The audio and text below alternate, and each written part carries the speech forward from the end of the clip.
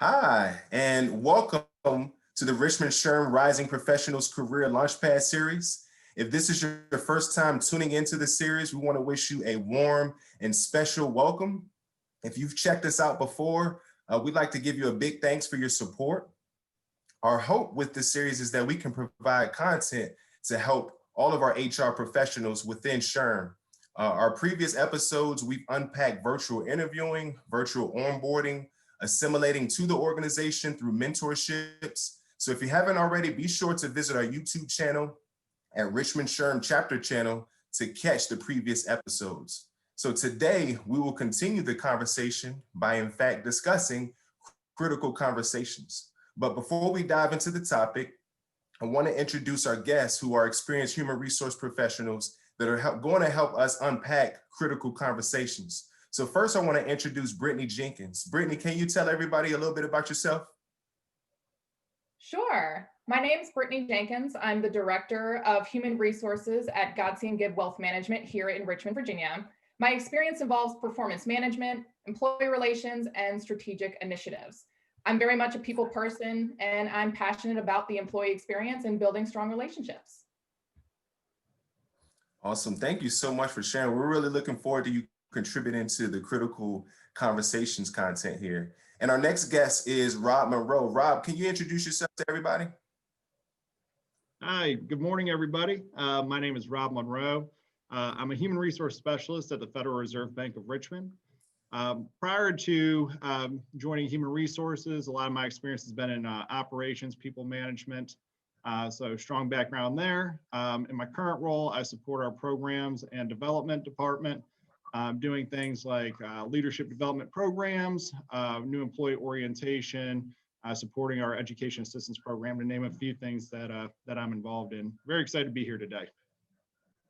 We're excited to have you join us here, Rob. Thanks a ton. And finally, myself, my name is Quintrell Lenore. Folks call me Q. I work at VCU in our Career Services Department. My role is Assistant Director of Employer and Experiential Development. So I really enjoy working with our students, helping them to be gainfully employed. And I'm also the co-owner of Lenore Coaching LLC, where we help job seekers grow their careers. So before we dive into the topic of critical conversations, I really want to lay a solid foundation. So first, when we think about critical conversations, what are we actually talking about? All right, what is a critical conversation? So we should know that these critical conversations are a way in which managers, supervisors, and leaders provide feedback to their employees. The focus of having these types of conversations is really to address some sort of issue that an employee is having, and also provide feedback and discuss ways to drive a behavioral change so that employee can overcome whatever issue that might be. So this can include different issues, challenges, or barriers to be the key theme of critical conversation. So without further ado, I want to turn our attention to our guests here as we unpack critical conversations. So Rob, as we lead off here, can you tell us a little bit about how do you prepare to give feedback in a critical conversation? Yeah, absolutely. Thanks, Q. So personally, I start by thinking about specific times or situations so I can provide examples. It's been my experience that generalized feedback is typically not well received, and it makes the receiver kind of have to think about and question, where is this information coming from, or when did I exhibit that behavior that you're describing? I think about when I should deliver it. Some feedback's urgent, right? It can't wait. Other feedback, you may be able to wait a few days, a week to find that appropriate time. The important thing, though, is to not let too much time pass from when the situation actually occurred. Then I think about the impact and how a change or an adjustment might provide a future benefit or a better outcome, so that I can kind of reinforce the guidance that I'm giving with some forward thinking, future thinking methodologies. So I also try to anticipate questions the receiver may have. And I also try to really take into consideration if I think there might be an emotional response to it, so that way I can prepare for that as well. By thinking through how somebody might take the feedback, how they might respond to the feedback, you can potentially anticipate some of the reactions and be prepared to address those as well. So those are a few of the things that I can think of that I try to do in advance of having that one-on-one critical conversation. That's awesome. I really like that takeaway with being forward thinking and thinking about the outcome as you prepare to have it. I'm curious to hear your thoughts, Brittany, on how do you prepare to give feedback in a critical conversation? So it's all about anticipation, like Rob mentioned. You will have to anticipate. Some people might get defensive. Some people might get emotional. Some people just might understand. So it is important to understand who you're talking to and prepare for that. Awesome. Yeah, preparation is key. And Brittany, with this next question, I'm curious to hear, how can supervisors provide effective feedback? Sure. So as a supervisor, you should consider your role as the supervisors. Employees look up to you for guidance and expect honest feedback about their work. So it's important to be respectful and considerate of their time. You want to eliminate all distractions. So don't answer cell phones or text messages or emails during this conversation. You want to clarify your objectives and encourage their feedback. So you could say something at the beginning like, I want to discuss your performance, strengths, and areas of improvement. I also encourage your feedback. It is a two-way conversation. It shouldn't just be a one-way. One thing that I like is to give balanced feedback, both positive and negative. As a supervisor, it's important to give both and not just be completely negative or completely positive. It can really change the trajectory of the conversation. So lead with positive feedback. This puts the employee in a favorable frame of mind and makes them more receptive to the suggestions for improvement. Then end on a positive note. For example, let's say this employee has an attendance problem. As a supervisor, you want to address this as soon as you can. You can start off with positive feedback and say something like, you can be very effective at your job when you're engaged at work. The feedback that you want to give them, which would be a little bit negative, would be, unfortunately, you're frequently late and this impacts the productive hours of your workday. Then you can follow up with praise. You could say, during the next quarter, focus on attendance, be ready to work at the start of every shift. And I've seen your work and I'm confident you're capable of enhancing your skills. That would be a great way for a supervisor to give critical feedback to someone in a positive, balanced way. Wow, I think that's powerful. It's funny because as you're talking about giving balanced feedback, but at the heart of providing feedback is a conversation. It's a two-way street. And I'm sitting here thinking about my experience. I've grown up within a sports background and early career professional. My career was in athletics, and so a lot of those conversations were really one-way streets. If I did something wrong or dropped the ball on something, I was getting directly spoken to, and it really wasn't a two-way street. It was pretty much, lack of better words, you need to do better and don't drop the ball again. So I don't know how effective that was for my own growth, but it's super important how you mentioned having that two sides of the street there in terms of having a conversation. So thanks. I'm curious to hear from you, Rob. How can supervisors provide effective feedback? Sure. So when I think about effective feedback, you got to face it that, sometimes feedback is going to be emotional or potentially difficult to hear. The way the feedback is delivered may not, the individual may not necessarily like it or want to hear what you have to say.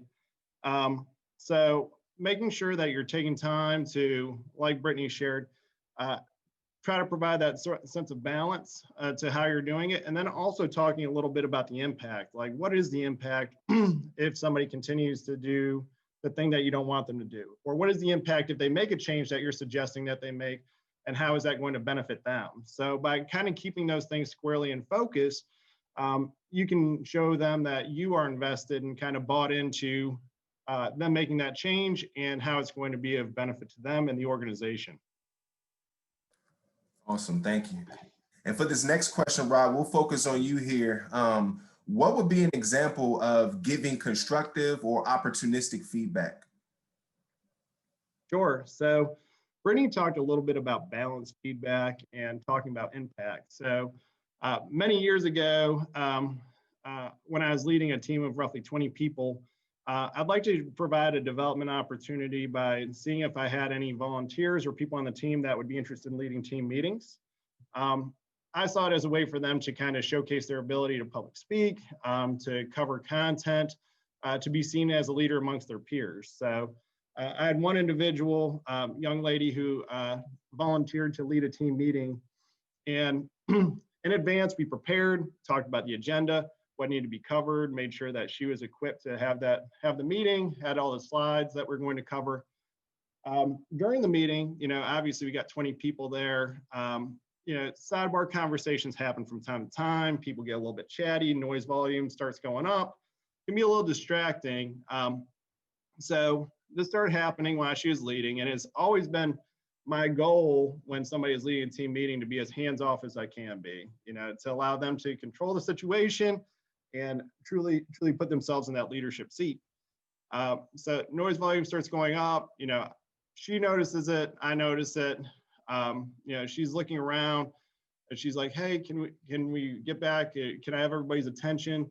And, people still are chatting, noise volume's going up. And next thing I know, she says, everybody shut up. And everybody stops, they're shocked, they're looking at her, they're looking at me, looking at her, and everybody's quiet. Nobody makes a noise for the rest of the meeting. She gets through the meeting. So immediately following sessions that one of the team members led, I would always have kind of a sit down debrief conversation with them. So, I meet with her, I was like, hey, how do you think things went? And she's like, oh, I think they went great. I got through all the material, made sure everybody had the right takeaways, got done on time, even though we had a lot of stuff to cover. And I was like, yeah, absolutely. I was like, any opportunities, any things that you think that could have gone differently or might have gone better, or could have enhanced it, or we should consider for next time? And she's like, no, I think it went great. Like, what do you think? And I was like, well, I agree. I think that you did a great job of covering the material and getting through it. But I will say that the way you quieted the room was a little bit jarring. I saw some of the looks. People seemed a little shocked that you'd say shut up, and it's not necessarily the most professional way to quiet a room. And she seemed a little perplexed that that'd be my reaction to it, because in her mind's eye, or at least what she shared, she had effectively handled the situation. And I admitted, I was like, sure, you got the outcome, everybody quieted down and listened, but at the end of the day, it didn't necessarily paint you in the most positive or professional light, and your ability to kind of quiet a room and do it professionally. So she understood, she accepted the feedback, but she also she seemed a little surprised that I would have that feedback, that may not be the best way to deal with a chatty room. But the moral of the story is that she had an opportunity to lead another team meeting down the road. People were chatty again, and she addressed it much better. She's like, hey, everybody, need your attention up here. Did it kind of in a more folksy, down to earth kind of way, because she realized that these were her peers, and that she has to have a relationship with them and work with them, and wants to be seen as a leader. So treating people respectfully, even in what she felt like was a reasonable way to get their attention, and shifting just a little bit made a big difference for her. So that was an example that kind of comes to mind of giving some opportunistic feedback, and specifically around something that she wasn't really even aware of until I kind of pointed out that maybe not the best way. Wow. Well, that's a great story. I think it reveals a lot of dynamics about critical conversations. One, the key part is the relationship aspect that you had to cultivate prior to that incident, with your colleague, because to actually address some an issue where she needs to make a change to her approach to command a room. You can't just necessarily directly do that without having built that relationship. So that's a great opportunity where you gave us some very direct feedback, but also sort of nurtured her strengths along the way. So I appreciate you sharing that. And it actually gives segue to the next question here, Brittany. I'm curious to hear from you. Is there a level of individualization or customization that should happen when we're talking about critical conversations? Sure.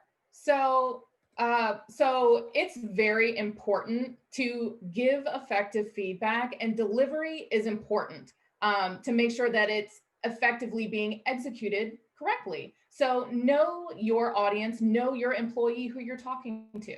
So some employees may prefer to have a formal discussion. They want to be in an office, very private. They want to have a one-on-one conversation. Some may prefer to have an informal discussion, walking in the hallway, just passing by saying, hey, can I bring this up to you? Some prefer that. So it's important to know which would work better in that situation. Some employees may understand right away, that, okay, this is a behavior I need to correct. Or like Rob stated, some may not understand, or they didn't realize that this was a concern.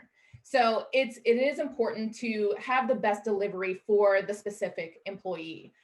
Some may need a little bit more guidance on how to correct that behavior. And sometimes there just may be a miscommunication, and that's okay. You do want to identify those gaps and address their strengths, their areas for improvement, and help them find solutions to improve it. So just to piggyback off of Rob, with that employee, he addressed the concern, maybe saying shut up isn't the most professional. He could have asked, what do you think could have been the better outcome? What could you have said that made it a little bit better? That could also foster and promote, a two-way conversation. So yes, I do think there is a level of individualization for each employee.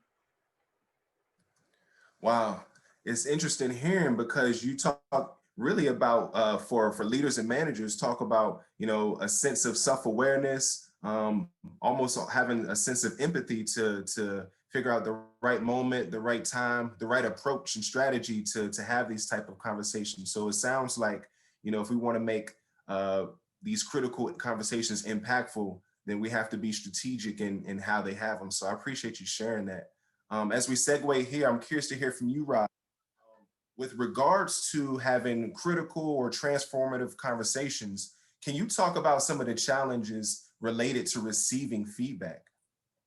Sure, sure. I think we all at some point in our career are going to be, called into a conversation that you may not have been anticipating, or that you may kind of put your guard up for. Anytime somebody says, hey, we need to talk, I think a natural response internally is to say, oh gosh, what's going on? What's happening? What did I do? So when you go into those meetings, there are a couple of things that I would absolutely encourage. One, try to really listen intently and carefully to what's being said. It'd be easy for you to immediately want to defend your actions if you don't necessarily agree with what's being said, or to maybe get upset if you don't feel like it's coming from a good place, or that you don't necessarily agree with the feedback that's being provided to you, or you don't feel like the person providing the feedback has the full story. But again, listen intently, try to understand what's being said. A good way to check for understanding is to paraphrase. So like if Brittany is giving me feedback and I may not like what's being said, a good way to check my own understanding is to rephrase, kind of parrot it back, just to make sure that I'm on the same page, because that's going to help me to retain that information, especially if it's a particularly emotional piece of feedback, for me to go back to it later and kind of make sure that I'm checking my own understanding and grounding my thoughts. Another thing that I always encourage is, even if you don't necessarily agree with it, think about the motives, think about where it's coming from. If your boss is giving you feedback on something you need to change, they're directly responsible for your success and helping you to achieve your professional goals. So, try to allow that to resonate as you're thinking through what it is that they have to tell you. The other thing I always encourage is, regardless of whether you like the feedback, you agree with the feedback, acknowledge the feedback. It's difficult to give, it's difficult to receive, but acknowledge that they've taken the time to let you know about something that could be improved. Because ultimately, whether you like it or not, whether it feels good or not, feedback is designed to help you and help you be better and, improve yourself. The other thing I always encourage and always try to do myself is, circle back. So if somebody gives me opportunistic feedback, about something I could be doing better, I'm gonna allow the passage of some time, allow myself to kind of implement it, and then I'm gonna check back with that individual. So Brittany is my boss. I'm gonna say, hey, Brittany, we talked, a month ago, about, whatever the situation was. You've seen how I've interacted. What do you think? Are you seeing the changes that we discussed? Does this look like what it is that we talked about? Am I showing up in a better way? Whatever the feedback was, check to see if you are making progress in that way. Because if it doesn't get revisited or the leader doesn't revisit it, then you need to have a little personal onus and ownership to go back and say, hey, I heard this. Here's what I'm trying to do, or here's what I've put into place. What do you think? Is it working? How am I doing? So those are things I try to do myself, and things I encourage early career folks when talking about, getting some challenging feedback or feedback on things that they may not have had awareness about going into the meeting. Wow, that's awesome. For our listeners out there, you might have to rewind that previous question, because there were a lot of great nuggets that we can really flesh out and hang our hat on there. One of the takeaways that you mentioned was, like, as someone giving that feedback, communicating, it's a two-way street. You have to listen. I think, Brittany, you mentioned earlier about this being a conversation. And so I really appreciate you sharing that. Like, you have to have great listening skills to listen for what's actually there if we're giving feedback. And I think the other thing you mentioned too was not taking it personal. This is really hard for folks that might be high achievers, where they hang their hat on their performance and wanting to do well, but whenever they get that feedback, it can feel damaging to them personally. And so not taking it personal, but taking it more constructive. So I appreciate you really sharing that, Rob. And you actually did a great job of segueing, because one of your other points was the follow-up. So I'm curious to hear from you, Brittany, as we wrap things up. How do you follow up a feedback session? And I'm curious to hear also, why is it important to follow up? Sure. So for a feedback session, you always want to follow up. Just like Rob mentioned, whether it's the person that was receiving the feedback, you can go to your manager or supervisor and follow up, or your manager can do the same. It's the responsibility of both. Encourage ongoing feedback. Request weekly one-on-one meetings. There is nothing wrong with going to your manager or supervisor and saying, hey, do you think we can meet every Monday at 2:00 and discuss this? You want to make sure that you're not only meeting their expectation, but exceeding it. If they mentioned attendance was a problem, don't just show up on time, show up early. Make sure that they acknowledge that that's what you've been doing. So having these weekly, bi-weekly, maybe just monthly meetings, depending on your industry, have them, request it. And then of course, the manager, they will let you know that they care about your success, and you should care about your success as well. Also, there is a lot of important information about critical feedback and why it's so important. So for one, it's to make employees aware of their shortfalls. Two, it motivates employees to be more self-reflective about their own behavior. And three, when people feel respected, appreciated, and challenged to continue growing, they become more driven to refine their work and themselves. And I use that in my personal life as well. And finally, it's always best to just say thank you. It's so simple, yet so powerful. Just saying thank you for listening and sharing your thoughts is so powerful. And that could be both ways, employee or manager. Wow, that's powerful. And it's great that you share that, end of the day, employees, we want to feel supported, like everybody does. One of the challenges with all of our organizations is retaining our talent.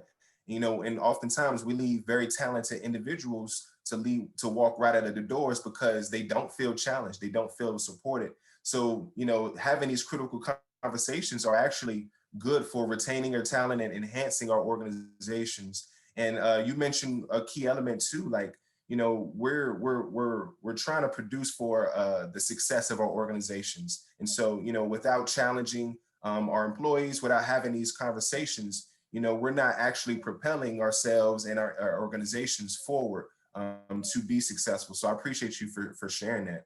So guys, as we wrap up this conversation, I'm just really wowed by, the contributions that you've given us. So much great content. I'm hoping that our viewers out there go back and rewind this and unpack what you shared about critical conversations. We know that within the HR community, there really is that we are in the driver's seat for helping our organizations. And so, we're at the front seat of all these sorts of challenges. And so key takeaways that I want to drive home here is one, we want to consider the individual needs and the organization's needs when we have these critical conversations. Another key takeaway would be for us to consider the desired end result. Both of you guys mentioned this throughout for having these critical conversations, the desired end result and how transformation will ideally look at the end of these conversations. And then lastly, a good takeaway would be to think about the challenges and the potential barriers prior to giving feedback. And so that's going to be real key for us to have success individually, but also for our organizations as a whole. So again, as we wrap up, I want to share a little bit about Richmond SHRM. Be sure to check out richmondSHRM.org to discover ways to get plugged in with the HR community here in Richmond. We do a lot of events, professional development opportunities, and you can also join committees such as the one that is hosting this video here, the Rising Professionals Committee. Be sure to also follow Brittany, Rob, and myself on LinkedIn. We'll be so excited to connect with you all. And we hope that you stay plugged in. And thank you a ton for joining us for this critical conversation piece. You guys have a blessed day. Talk to you soon.